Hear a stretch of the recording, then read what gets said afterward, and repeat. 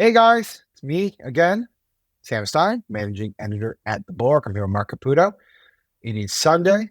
We have 2 more days in this election. As always, if you're tuning in and if you like these videos, if you like our channel, subscribe. We need subscribers. We love subscribers. So please do it. We're going to talk about Trump's just completed rally right north of Lancaster, Pennsylvania today. First rally of the day for Trump. It was a doozy. Honestly, it gave off the vibes of a guy who was just sort of a little exhausted, a little bit cranky, complained at multiple times about the Ann Seltzer poll from the Des Moines Register last night, which showed him down 3 points in Iowa. If you've been watching us, you know we had a whole video on that. Shock result. He then moved into some more cryptic stuff, and we're going to start there. The setup here is that he was talking about the bulletproof glasses had been installed around him after the Butler rally where he was shot and nearly killed. And he started musing about where the glass is positioned and how the glass right in front of him also is between him and the assembled press corps that is covering his rally. Let's play the clip. It is a bit jarring. I have a piece of glass over here, and I don't have a piece of glass there. And I have this piece of glass here. But all we have really over here is the fake news, right?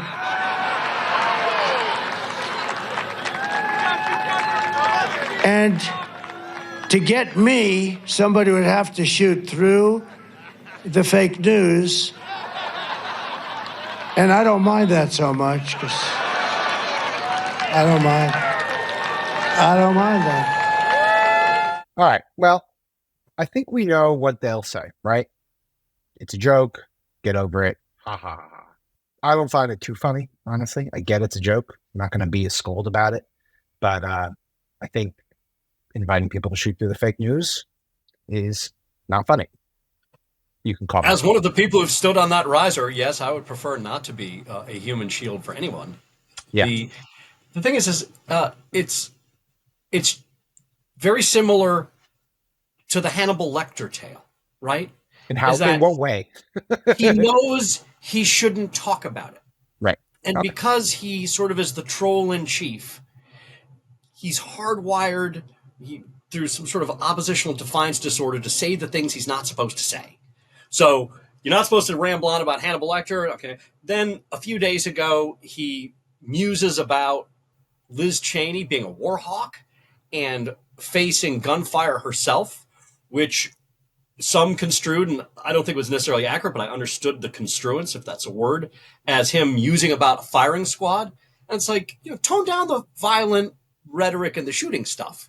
Right. And then here he is 3-4 days later. He's like, well, fake news could, basically take a bullet for me. It's not quite what he said, but it's just a window. He said he wouldn't mind. I mean, that's the direct quote. He wouldn't mind.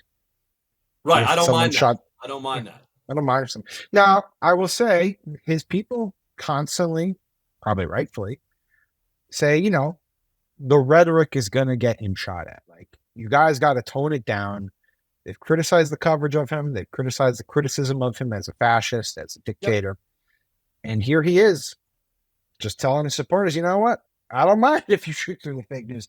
So beyond the darkness of it, there is a hypocrisy element of it. I will say, I agree with you in this one sense, and it's kind of fitting that Tony Hinchcliffe was invited to the MSG rally, because in his heart, Trump is kind of a shock comic, right? It's that's what he, right? Yeah. Totally. And he likes getting a reaction. Does his campaign like this, Mark? I didn't specifically ask about this. Not this specifically. In the they're generally just in resignation mode. I mean, some of them will chuckle along. Sometimes they'll be like, "Oh, come on, it's a joke," that sort of thing. Yeah. So the rest of the rally was airing of grievances that is customary for these Trump affairs. Getting close to Festivus season, yes. He talked a lot about again, the Seltzer poll came up a couple times. He called it a fake poll. He called her an enemy. The polls are just as corrupt as some of the writers back there. They can make those polls sing. They can make them sing. They brag about it. I got a poll, I'm 10 points up in Iowa. One of my enemies just puts out a poll, I'm 3 down. His campaign has put out a memo saying this is a suppression poll. What do you make of their stance on the polling here. I mean, I think this is still a toss-up race. I don't think anyone thinks otherwise, but the Right. Seltzer poll kind of hurts the narrative around them a little Oh, bit. it totally damages the narrative. I Yeah. mean, there are some betting markets. By the way, I didn't know Robinhood does betting markets, according to a friend of mine. Go figure. And he said that he said that you could have really got a huge return on your money for 40 cents, a 40-cent bet on Kamala Harris. Now it's up to 51 cents. Oh. So in their thing, she's moved up 11 points. But just because the Iowa poll, it's really been the sort of narrator resetter, because the idea is, my God, if Kamala Harris can win in Iowa, she can win anywhere. You know, kind of the, you know, if you can make it here, you can make it anywhere. I was thinking Iowa. a lot about that French dude who put 30 mil on Trump in Polymarket last night. Like, he had bet his whole life savings that Trump was going to win. That's why Polymarket had such favorable odds for Trump. And I'm sure he was watching, he's checking the tweets and looking for the Seltzer poll, be like, oh no. Oh, Yeah. no. And it's not just a Seltzer poll, it's the New York Times poll. Right. It is the Marist poll. Permit me to do some, I don't know if it's poll truthing Sure, from go for conservatives, but here's one of the things that we're hearing from our conservative friends is that right now you're not going to get as big a read, they say, on Republicans in these polls in these swing states because they're being hit so much by phone and contacted so much in GOTV response bias, that the response rates are way low. People have to upweight. You're missing the HTV, the hidden Trump voter, as we Right. I don't know if that's true, but that's what they're saying. That's what Nate Cohn at the time said in his piece. It could be true. Honestly, I think this is 50-50. Again, back to the rally today. One thing he did talk about among his grievances was the Obamas. He's been very mad at Michelle Obama for her campaign appearances in which she's teed off on him. Here's what he had to say. It was a little bit more cryptic and ominous than his usual lines. And I took over a mess because I took over the mess that Barack Hussein Obama and this, who's a big divider, who's a major divider, and he's a major troublemaker. Okay? And you know, I've always treated his wife with respect. Just one of those things. But I've always treated his wife with great respect. But she came at me the other day. That's not nice of her to do. And I think we're going to start having a little fun with Michelle. I think we're going to have a little fun with Michelle. But I always treated her with a lot of respect. All right, a little fun with Michelle. Who the hell knows what that means? Well, judging by what someone shouted out in the crowd. What did they I couldn't hear, but I did see him go like this. Michael. Quiet down. Quiet down. They cried out Michael because the right-wing conspiracy theory, the far-right conspiracy theory is that Michelle Obama is a man. Now, I'm not saying that that's what Trump was going to say, but that's what was yelled out at that. He did. You notice he did rally. This. He did this. Yeah, he's like, hey, look, that's too much for me, at least right now, right? Like, damn. Yeah, good pickup. This is why we employ Marc Caputo. He's got his. That's why we have team coverage. Coverage. I did not realize that was it. All right, finally, I mean, look, I think it's very clear he's. I don't want to say melting down, but he is tired, man. And he is. Oh, he's beat, dude. Listen to him. He is not on script. He's doing things that I think, like for instance, he's like, well, he's calling it the Amish. He's like, oh, my Amish people, where are they? And they're like, the crowd's like, it's Sunday. They're at church. I also want to recognize our great Amish community. Where are they? The Amish community, you know?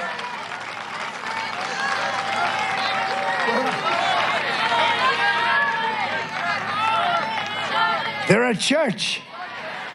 They're at church. But yeah, this one stood out to me because it was particularly off script, particularly grievance filled. He seems mad. He just I should have watched closely. I'm going to watch the next one, but it doesn't look like he was on script at all. No. It looks like it's just open mic. He was going back to this. Like he twice went at Adam Schiff. Like he did it early, then came back late. You know, twice went at Ann Seltzer early and late. He's just going boom, boom, boom. It's just complete it right now. Right. There's that. He keeps returning to voter fraud stuff. Yeah. And there's one thing about Trump, as we've talked about before, is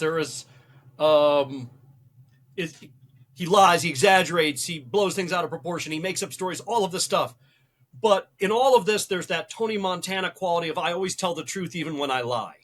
And there is some aspect of Trump that comes across as very sort of honest. And when he's constantly talking about voter fraud, not just like once or twice, and he's constantly talking about the polls, he's starting to betray that he feels like he might be losing. Yeah, that's what I got. And that this is the guy who thinks, this might be slipping away. Let's close on, this is the best clip. He rambled about how he rambles. Let's play it.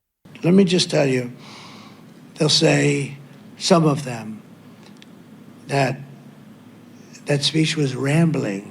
That's the word they love to use, rambling.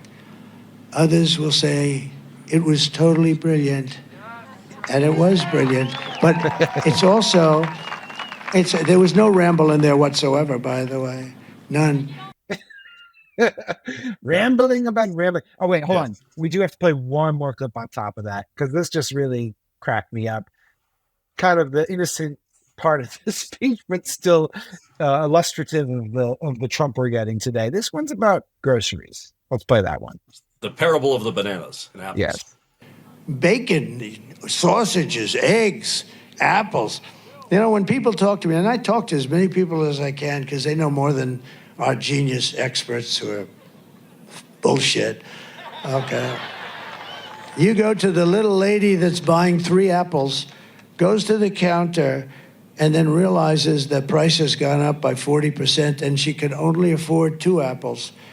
And she walks an apple back, and she walks out with 2 apples.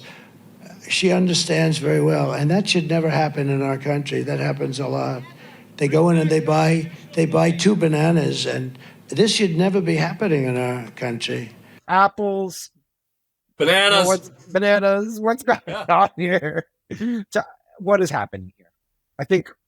Well, speaking of bananas, it reminds me of that Woody Allen movie Bananas, where the strongman comes out at the end and starts just rambling his speech, and someone says, I don't know that one. I got to go back in my Woody Allen genre. Are you serious? Yeah, he gives a whole speech. He's like, from now on, the official language of San Marcos will be Swedish. All children who are not 16 years old are now 16 years old. All right, Mark and I are clearly losing it too as we get towards the election. We're going to stay strong. Instead, we're going to keep watching Trump. We will ramble after he rambles on this YouTube channel. As always, thank you for tuning in. As always, please do subscribe. Mark, thanks so much. Appreciate it, bud. Thanks.